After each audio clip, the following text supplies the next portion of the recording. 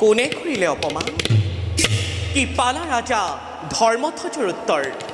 সেই কথা ক'বলৈ গ'লে মোৰ বুকু কঁপি উঠে মাদত্ত সেনাপতি কি ক'ম ধৰ্মধ্বজ কোনোমতেও আপোনাৰ প্ৰস্তাৱত মান্তি নহ'ল বৰঞ্চ অনাৰ্য বুলি গোটেই দৈত্য জাতিক ৰাজসভাৰ মাজত বহুতো তিৰস্কাৰ কৰিলে মাতৃ তথাপিতো সহ্য হৈ মই সেই তিৰস্কাৰৰ প্ৰতিবাদ কল্পে প্ৰাণে যুঁজ দিছিলোঁ কিন্তু মাতৃ মই ব্যৰ্থ হ'লোঁ কি ইমান অপমান অনাৰ্য বুলি ঘৃণা কৰে আমাক কেতিয়াও দৈত্য জাতিৰ বীৰত্বৰ কথা নাজানে সিহঁতে বেছ এইবাৰ এনে শাস্তি প্ৰয়োগ কৰিম অপেক্ষা কৰিছোঁ মাত্ৰ মই পুত্ৰহালৈ অন্ধকৰ আগমনৰ লগে লগে সকলোবোৰ কাৰ্য সিদ্ধি কৰা হ'ব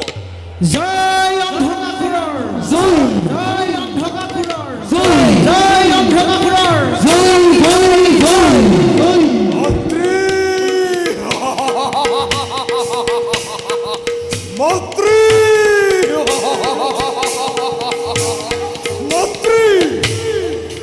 মন্ত্ৰী অন্ধ উত্তৰ হেব গ্ৰহণ কৰ মন্ত্ৰী অন্ধ মন্ত্ৰী আহিলা বাছা মন্ত্ৰী বৰ হেপাহেৰে বাট চাই আছিলোঁ তোমালৈ কোৱা মোৰ বংশৰ প্ৰদীপ হ'লনে মনোবাঞ্ছা পূৰ্ণতব পাৰিম নে জননী দিতিয়ে কল্পনাৰ তৰি মেলি তপ্ত হৃদয়ৰ বেদনা নিৰ্বাপিত কৰিব পাৰিম নে দৈত্যকুলৰ বিজয় পতাকা ত্ৰিভুৱনত উৰুৱাই পাৰিম নে সকলোকে চমকিত কৰিব দুখী শংকৰক নভিনো মই অজয় আৰু অমৰত্ব বল কৰি কলে দুখে দেৱদত্ত যক্ষ ৰক্ষ গন্ধৰ্ব কিন্নৰ নাগ নৰ খেচৰ ভূচৰ জলাচৰ আছে যত স্পন্দিত হৰিৰ জগতত কাৰো হাতে কোনো অস্ত্ৰ মোৰ নহ'ব মৰণ কি কলা অজেয় আৰু অমৰত্ব বৰ লভিলা তুমি শংকৰৰ পৰা মন্ত্ৰী অতিশয় আনন্দৰ কথা সকলোৱে উৎসৱ কৰা আনন্দ কৰা উৎসৱ আনন্দৰে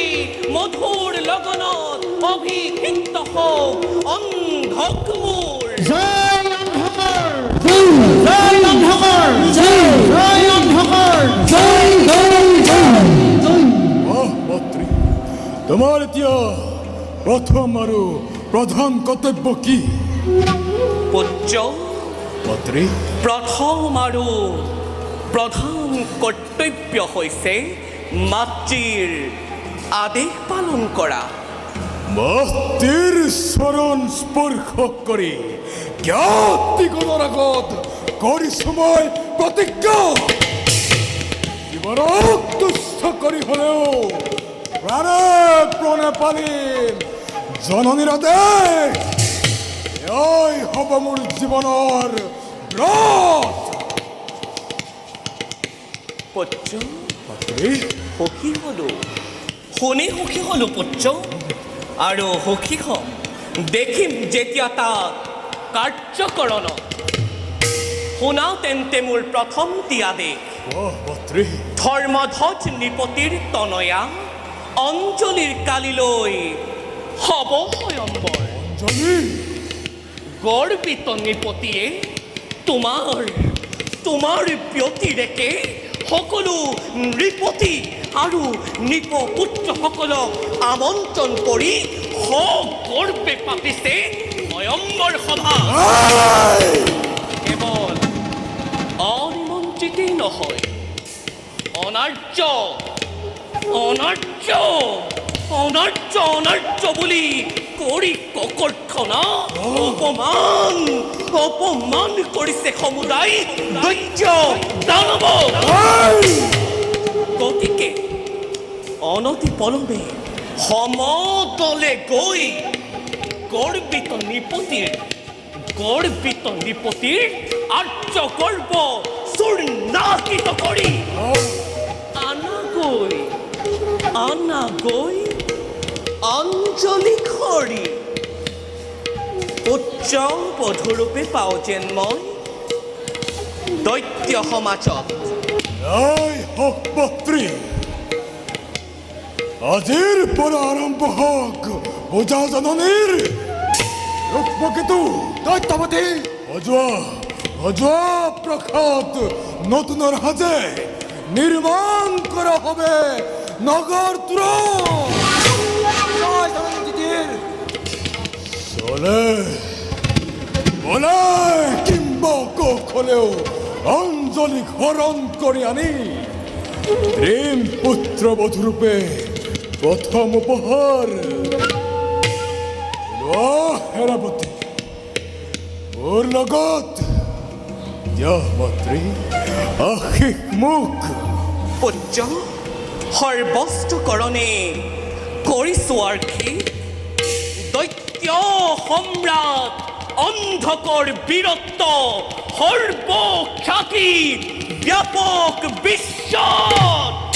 জয় অন্ধকৰ জয় অন্ধকৰ জয় অন্ধকৰ জয় জয় জয় অস্থিৰ আশিস কৰি অক্ষয় কবচ ৰণৰ সাজৰ বাবে হল প্ৰস্তুত সেনাপতি দৈত্যপতি ওলোৱা লগতো মোৰ বজোৱা বাদ্যকাৰ বাদ্য ধৰি উঠলি উঠক আকাশে পথহে জয় জননী দিদির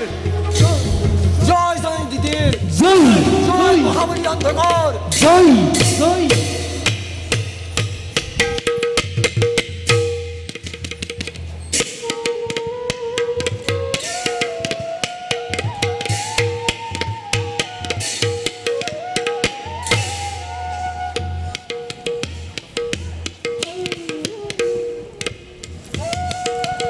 অঞ্জলি অঞ্জলি পিতা এয়া মই কি শুনিছো অঞ্জলি কি শুনিছা পিতা জাতিৰ শত্ৰু দেশৰ শত্ৰু অনাৰ্য অন্ধকৰ বাহিৰে তুমি হেনো কাৰো কথা চিন্তাই কৰিব পৰা নাই এয়া সঁচা নেকি সঁচা পিতা তুমি ঠিকেই শুনিছা অঞ্জলি পিতা দৈত্যপতিক মই মনে প্ৰাণে প্ৰতিত্ব বৰণ কৰিছো অঞ্জলি আৰ্যৰ গৌৰৱ ৰজা ধৰ্মধ্বজৰ কন্যাৰ ৰচিবোধ এয়াই নে অঞ্জলি পিতা তুমি যি ৰুচিবোধৰ কথা কৈছা